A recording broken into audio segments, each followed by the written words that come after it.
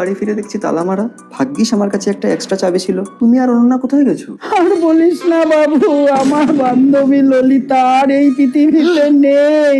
আমি আর বৌমা এইখানেই এসছি। আর কার সঙ্গে আমি দুটো সুখ দুঃখের কথা বলবো, পিএমপিসি করবো? ললিতা আন্টির ছেলেকে সামলানো যাচ্ছে না, খুব কান্নাকাটি করছে। তুমি যাও, আমি ভিকির সাথে কথা বলছি।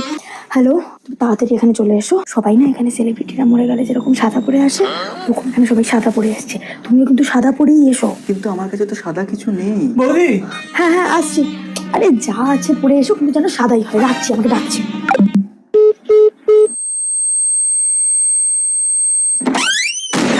নিরবয়া কাঁদিনি বলিয়া জুড়াইলা মাতা গো বান্ধবী ললিতা